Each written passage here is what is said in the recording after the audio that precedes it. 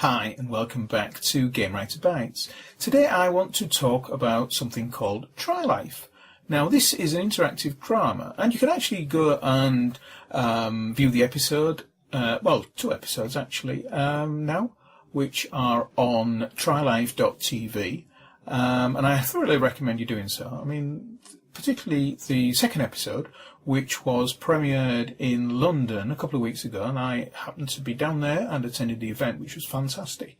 And I really admire what the whole team has done with this. But I played through the episode, and the first time I did so, something quite dramatic happened. It was I unfortunately led the character down a path which saw her being killed, which was quite shocking in many respects, and far more so than any game I've experienced in which the character has died.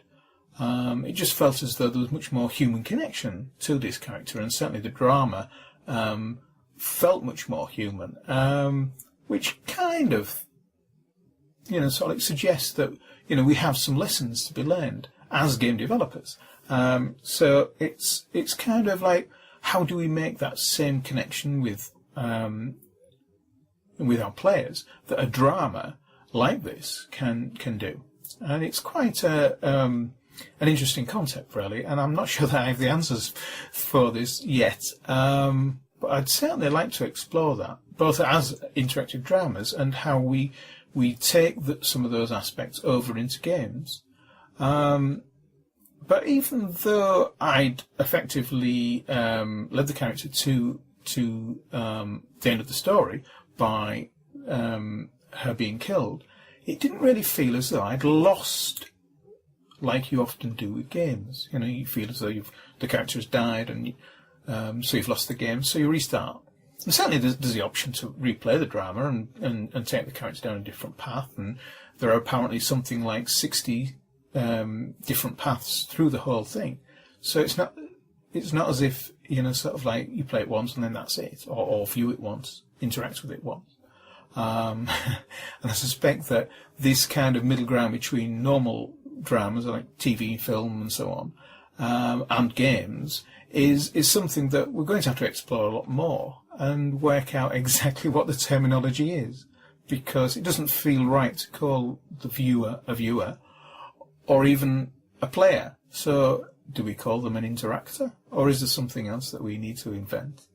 But it's fascinating. It raises an awful lot of questions about how we might, sort of like approach games to create the same level of drama and emotion and connection with the characters, in fact, that we're not quite doing yet in games. And whilst some games are very powerful in many respects, I think, sort of the gameplay itself slightly disconnects us from the empathy we maybe need, and certainly we're still struggling with the emotions and acting and everything, even with the best motion capture in the world. We're still not quite there. So I think there are lessons to be learned, and I recommend you go play Trylife. And it's just a good experience. They are still working out a lot of the wrinkles. Obviously, there are still lots of lessons to be learned for them, but they are showing that these kind of things are possible. And it would be fantastic to not only do the type of stories that they are exploring, which look at very real problems that young people have in today's world, but if we can create much more entertaining stories, in the sense that sort of like much more fictional, maybe science fiction even, things like this, fantasy, everything is possible, and maybe much more artistic as well. Sort of like questioning our roles and existence and things. So there's an awful lot there. I suggest you go and have a look and see what you think. Thank you very much. Bye.